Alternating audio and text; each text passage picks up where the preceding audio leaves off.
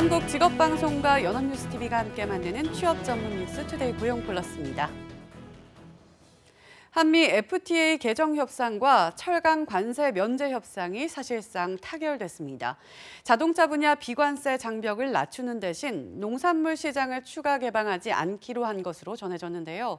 김현종 통상교섭본부장이 오늘 국무회의에 협상 결과를 보고하고 협상 타결을 공식 발표합니다. 김보윤 기자입니다. 한미 자유무역협정 개정 협상과 철강 관세 면제 협상이 사실상 타결 단계에 접어들었습니다.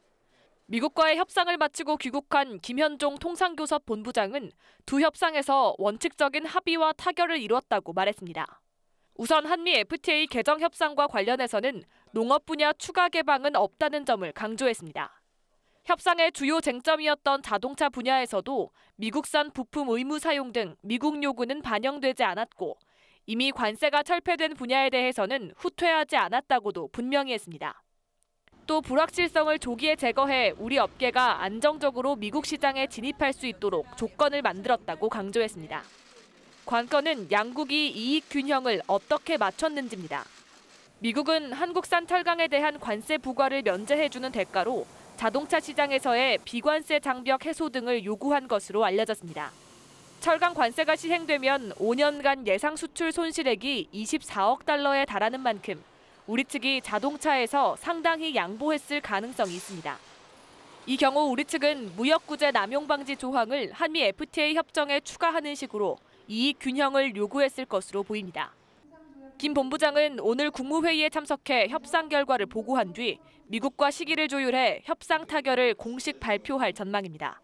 연합뉴스TV 김보윤입니다. 최근 정부가 중소기업 일자리를 살리겠다며 총력을 다하고 있습니다. 하지만 정작 중소기업 노동자들은 회사를 떠나고 있는데요. 대기업보다 더 많이 일하면서 돈은 적게 받기 때문입니다. 지난해에는 중소기업과 대기업의 이직률 격차가 역대 최대로 벌어졌습니다. 김보윤 기자입니다. 지난해 중소기업과 대기업의 이직률 격차가 역대 최대로 벌어졌습니다. 중소기업에서 자발적 또는 비자발적으로 짐을 싸는 노동자들의 비율이 갈수록 늘어나고 있기 때문입니다. 지난해 300인 미만 사업체의 이직률은 5%로 300인 이상 사업체보다 2%포인트 이상 높았습니다. 정부가 좋은 일자리로 분류하는 중소기업 제조업마저도 이직률은 대기업의 2배를 훨씬 웃돌았습니다. 이 같은 현상에는 적은 연봉과 장시간 노동, 정규직 부족 등 노동 환경에 대한 전반적인 불만이 작용한 거란 분석이 나옵니다. 근속기간이 1년 미만인 경우 대기업과 중소기업의 연봉 격차는 1,000만 원 수준이지만 20년 넘게 근무하면 차이는 4천만 원 가까이 벌어지는 것으로 나타났습니다. 중소기업 근로자들은 적은 연봉에도 불구하고 대기업보다 한 달에 4시간가량 더 일하는 것으로 조사됐습니다. 정부가 내놓은 일자리 대책에 따라 중소기업에 보조금이나 세금 혜택을 준다 하더라도 일자리의 질 자체가 떨어진다는 겁니다. 전문가들 역시 소득 보전 같은 단기적인 처방보다는 근무 환경과 기업 문화 개선 등 중장기적 처방이 필요하다고 지적합니다. 연합뉴스TV 김보윤입니다. 넓은 공항에 등장하는 새떼는 항공기에는 그야말로 공포의 대상입니다. 항공기와 충돌 가능성은 높지 않지만 한 번 부딪히면 대형 사고로 이어지는데요. 최근 그 활용 분야가 다양해지고 있는 드론이 새떼 퇴치에 투입됩니다. 배삼진 기자입니다. 인천국제공항 할주로에서 2km 떨어진 영종도 북측 유수지의 조류 서식 지역. 수풀이 우거진 늪지대 위로 드론 한 대가 떠오릅니다. 드론이 갈대숲 위로 날며 천적인 독수리와 매 울음소리, 공포탄 소리를 송출해 새떼를 쫓아냅니다.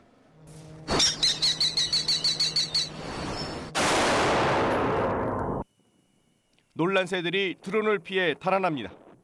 정부가 항공기 안전에 치명적인 조류 충돌을 줄이기 위해 최근 재난 현장 등에서 활용도가 높아진 드론을 투입하기로 했습니다. 시속 350km 정도로 날 때 약 90g의 새가 충돌을 하더라도 4톤 정도의 충격이.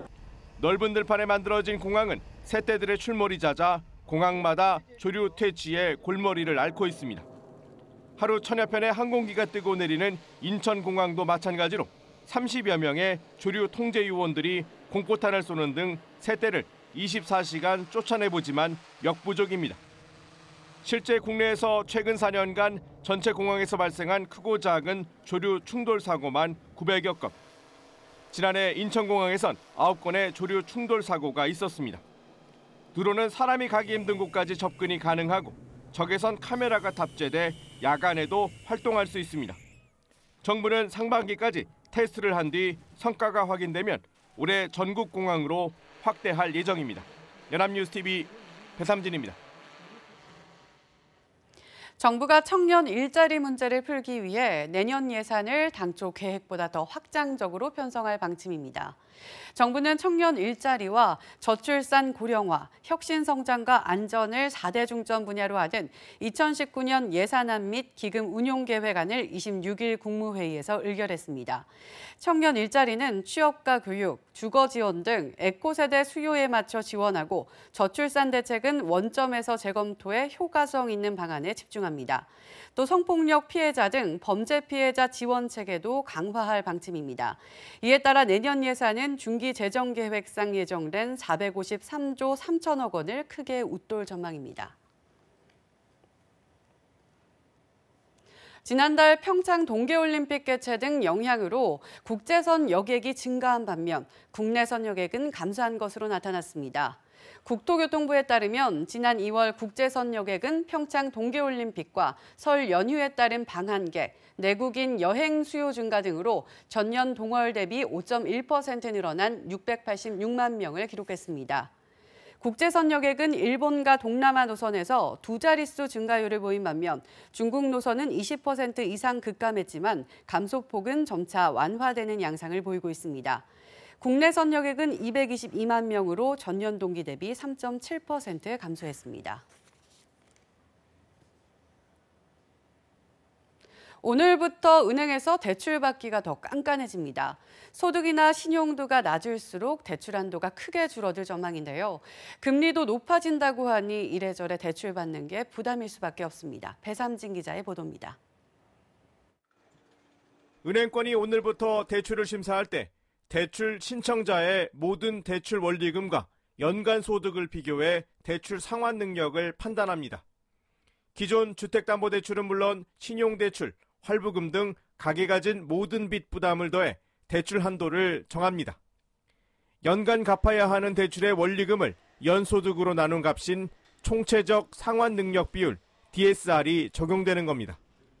연봉이 5천만 원인 직장인에게 DSR 100%를 적용하면 대출 한도는 5천만 원입니다. 이 기준을 적용할 경우 기존 주택담보대출과 신용대출로 빌린 돈이 5천만 원을 넘는다면 은행권이 주시하는 위험군에 분류됩니다. DSR 비율이 150%를 넘으면 신용대출을, 200%가 넘으면 담보대출을 아예 받을 수 없습니다. DSR 외에 부동산 임대사업자를 대상으로 임대업 이자 상환 비율이, 자영업자를 대상으로는 소득 대비 대출 비율 등도 시행됩니다. 이전까지 신TTI 시행으로 주택담보대출을 받기 어려웠다면 이번 DSR은 신용대출을 새로 받으려는 사람들에게 큰 부담이 될 전망입니다. 금융당국은 6개월 동안 DSR 대출 심사에 보조지표로 활용한 뒤 10월부터 본격적인 관리 기준으로 삼을 계획입니다. 오는 7월부터는 이 금융권에도 DSR이 순차적으로 도입돼 가계의 대출 문턱을 더욱 높일 것으로 예상됩니다. 연합뉴스TV 배삼진입니다. 국내 1호 인터넷 전문은행 K뱅크가 곧 출범 1주년을 맞습니다. 인터넷은행은 차별화된 전략으로 소비자들로부터 뜨거운 반응을 얻으며 기존 은행들을 바짝 긴장하게 만들었는데요. 하지만 은산분리 규제에 가로막혀 몸짓을 더 키우는 데 어려움을 겪고 있습니다. 정주희 기자가 보도합니다. 지난해 4월과 7월 잇따라 출범한 K뱅크와 카카오뱅크는 기존 은행들을 긴장하게 했습니다. 편리한 앱과 저렴한 수수료, 낮은 마이너스 통장 금리 등 차별화된 전략으로 K뱅크는 연간 목표를 단 2달 만에 달성했고 카카오뱅크는 반년 만에 가입자 수 500만 명을 넘어섰습니다. 시중은행들도 뒤늦게 마이너스 통장 금리를 낮추고 앱 개발에 뛰어들 만큼 출범 초반 매기 역할을 톡톡히 했다는 평가입니다. 또 최근에는 앱을 통해 보험 상품을 파는 모바일 슈랑스와 전월세 보증금 대출 상품 등을 내놓으며 사업 범위도 넓히고 있습니다. 하지만 아직 해결해야 하는 과제도 많습니다. 특히 산업자본의 은행 소유를 금지하고 있는 은산분리는 몸집을 키워나가고 있는 인터넷 은행들로서는 가장 큰 장애물입니다. 은산분리 규정상 증자를 하려면 모든 주주가 비율만큼 참여해야 하기 때문인데 규제가 완화되면 KT나 카카오의 참여만으로도 대규모 증자가 가능합니다. 은산분리는 빨리 바뀌고 꼭 바뀌었으면 좋겠습니다. 그런 혁신의 속도가 은산분리가 되지 않으면 상당히 늦어질 거라는 생각을 합니다. 또 아직 검증되지 않은 리스크 관리와 잦은 서버 오류 등도 불안 요소로 꼽힙니다. 연합뉴스TV 정주입니다. 교육부가 수능 최저 학력 기준 폐지를 전국 대학에 권고했습니다. 이에 따라 2019학년도 수시 모집에서 수능 기준을 없애거나 완화하는 대학이 늘어날 것으로 보입니다. 강은나래 기자입니다. 교육부가 최근 각 대학에 고교교육 기여대학 지원 사업을 안내하며 수능 최저 기준 폐지를 권고했습니다. 고교교육 기여대학 지원 사업은 고교교육을 내실화하고 수험생 부담을 줄이는 쪽으로 대입 전형을 바꾸면 교육부가 2년간 입학사정관 인건비와 전형 연구, 운영비 등을 지원하는 사업입니다.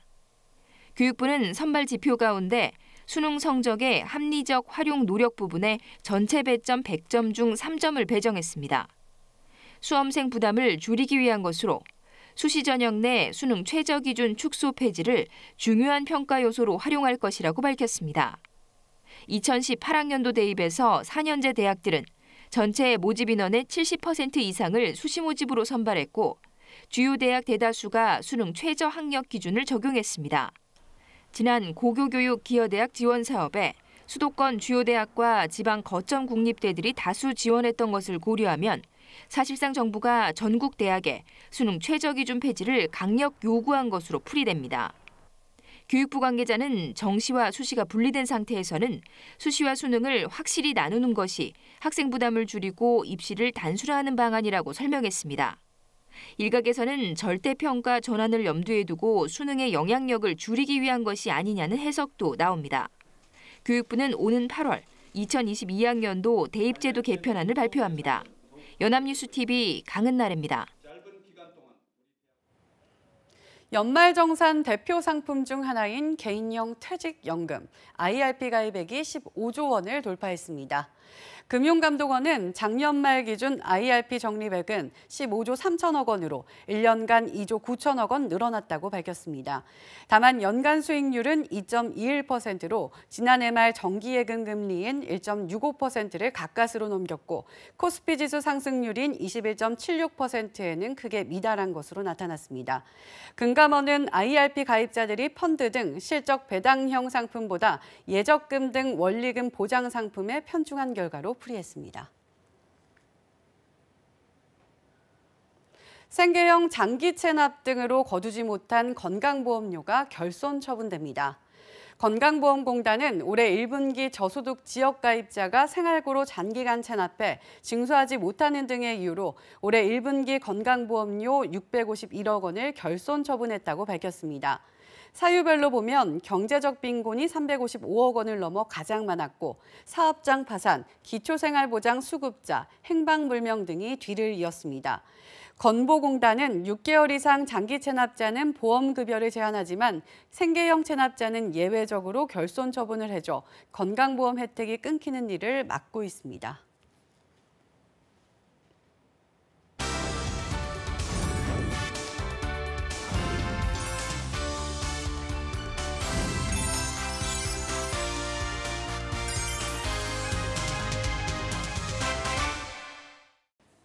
사회적으로 핫한 이슈를 키워드로 알아보는 핫키워드 시간입니다. 안채홍 아나운서 안녕하세요. 안녕하세요. 핫키워드 시간입니다. 1년에 4주를 일하고 7천만 원의 연봉을 벌 수 있는 신의 직업이 있다고 합니다. 여기에 차량 제공은 물론 건강검진 혜택까지 받을 수 있다고 하는데요. 신의 직업의 정체는 과연 뭘까요? 오늘 핫키워드에서 알아봅니다. 아니 그런 신의 직업이 있다면 히든잡에서 소개를 시켜주셨어야죠. 어떤 직업인가요? 네, 바로 그 직업은 사회이사입니다. 네, 사회이사라면 기업 내부의 임원이 아닌 외부에서 영입한 비상근 이사를 얘기하는 게 아닌가요? 네, 그렇습니다.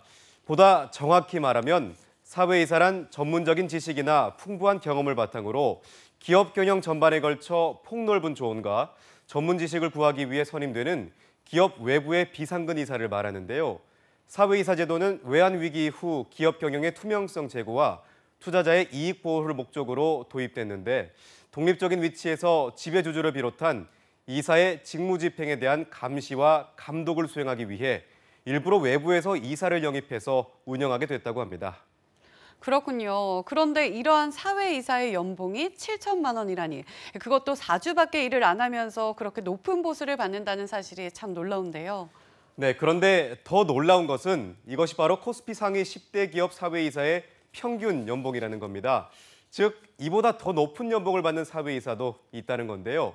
얼마 전 온라인 경제지인 머니투데이에서 코스피 시가총액 상위 10대 기업의 2016년 말 사업보고서를 살펴본 결과 50명의 사회이사가 한 해 동안 수령한 보수는 총 34억 5,900만 원으로 집계됐다고 합니다. 즉, 1인당 평균 7천만 원 가까운 보수를 받았던 셈이죠. 7천만 원이라는 평균 연봉도 놀라운데 이보다 더 높은 보수를 지급했던 곳은 어딘가요? 네, 1위는 바로 삼성전자였습니다. 삼성전자는 5명의 사회이사의 보수 총액이 4억 4,400만 원이었는데요. 1인당 평균 8,880만 원의 보수를 받은 셈이 됩니다. 2위는 SK하이닉스가 차지했는데요. 5명의 사회이사가 받는 보수 총액은 3억 9천만 원으로 평균 7,800만 원에 달했다고 합니다. 와, 정말 높은 보수를 받았네요. 그런데도 일한 시간이 4주밖에 안 된다니 믿기지 않을 정도인데요.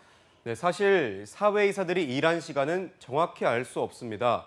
사회이사들의 연간 평균 활동 시간을 어림잡아 200시간으로 가정해서 최근 국회가 합의한 주당 법정 근로시간인 52시간을 대입하면 약 4주가량 일한 것으로 나온다는 건데요.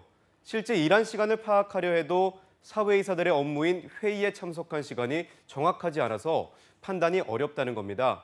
심지어 시중은행 사회이사의 노동시간을 체크한 결과 실제 회의 시간보다 적게는 3배에서 많게는 10배 이상 부풀려진 정황이 발견됐을 정도라고 합니다. 사회이사가 당연히 참석해야 할 회의 시간마저 부풀려졌을 가능성이 크다니 정말 충격적인데요. 네, 그렇습니다. 그런데 더 큰 문제는 회의에 참석하면 시간과 관계없이 회의에 참석한 만큼 수당이 나온다는 겁니다. 이른바 교통비조로 지급되는 건데 그 금액 역시 상식을 뛰어넘는 수준이라는 거죠. 지주회사와 은행 소속 사회이사에 매월 450만 원을 지급하며 금융권 중 사회이사의 보수가 가장 높다는 KB금융그룹의 경우 회의에 한 번 참석할 때마다 KB금융지주는 100만 원, KB국민은행은 이사회의 경우 최대 100만 원, 소위원회의 경우 최대 80만 원을 지급한다고 합니다. 다른 기업들 역시 통상 30만 원 이상의 회의 참석비를 지불하는 것이 관례처럼 여겨지고 있다고 하는데요. 그런데 이렇게 높은 보수를 지급함에도 사회이사에게 다른 혜택까지 제공되고 있어 사회이사 운영에 대한 문제가 꾸준히 제기되어 오고 있는 상황입니다. 그렇군요. 그럼 다른 혜택이라면 어떤 혜택을 말하는 건가요?